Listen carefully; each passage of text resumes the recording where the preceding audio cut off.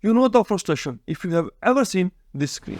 Merge conflicts are the unwelcome visitors in the world of coding that can arrive anytime you are merging branches. In this video, I will show you how you can avoid Git conflicts at the first place with a simple, straightforward strategies. Later in this video, I will also show you how to resolve merge conflicts quickly when they occur. These essential skills keep your coding workflow smooth and collaborative. First thing first, let me quickly highlight two most common scenarios when a merge conflict occurs. The first is concurrent changes. Merge conflicts happens in Git when two developers make different changes in the same part of a file. It is a direct edit conflict. And the second is branch divergence. Merge conflicts also arise when changes made by different branches affect the same file in different ways, which may not necessarily be the exact same lines. More on this later. It is an indirect edit conflict. There are three most common preemptive measures which you can use to avoid Git conflicts. The first is keeping commits small and focused. Simply means each commit you do, just do for one specific thing. Think of like this. If you are committing, you are simply saying, here is the change I did. Let me show you with an example. Imagine you are adding a new HTML file for a user profile. So the commit will be like this. Add initial user profile HTML page. Next, you might add form validation using JavaScript. So the commit will be like this. Implement form validation for user profile. And the second way which you can use to avoid Git conflict is regular pulling changes from remote. By frequently integrating the latest changes from the main branch into feature branch, you minimize the variation that can lead to conflict.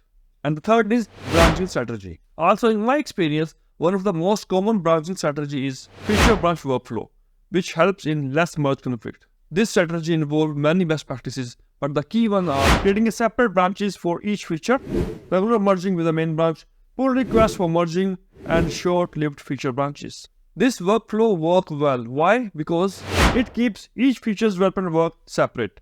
It simplifies the merging process. Now let's say the merge still occurs, and now we have to fix this. Let me set up the scenario.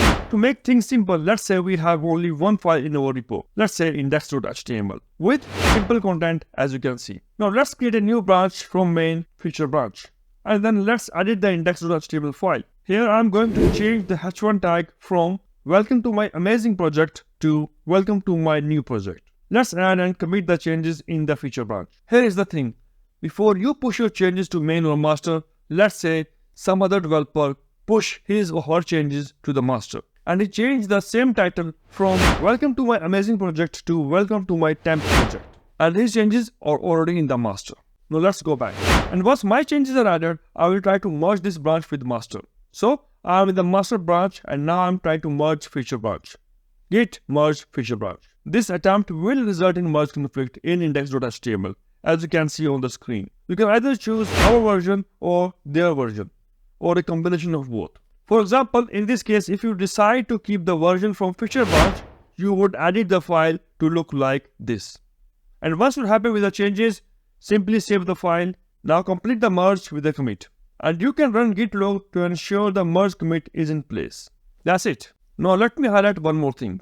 The tools which you use is really important. For example, when it comes to managing Git repo, I always stay with Git command line tool for three main reasons. The first is complete control. The command line gives me the full range of Git commands and options right at my fingerprints. And second is automation. With the command line, I can write scripts to automate repetitive tasks, saving time and reducing the potential for human error. And finally, consistency.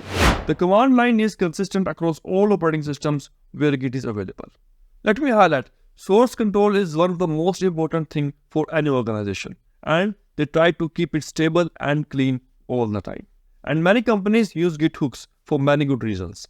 Git hooks can help in early detection of many problems like Git merge, like merge conflict or code that does not meet the project guidelines. It boosts the overall productivity. Imagine boosting your productivity up to 80% in just 1 week. Incredible, right? This is exactly what happened to me when I discovered After Technique. It is simple yet powerful approach that transformed my workflow from average to exceptional. And the best part, it's easy to learn and implement. Let's dive into the After Technique and unlock your full potential with Git. The link in the description. And thanks for watching.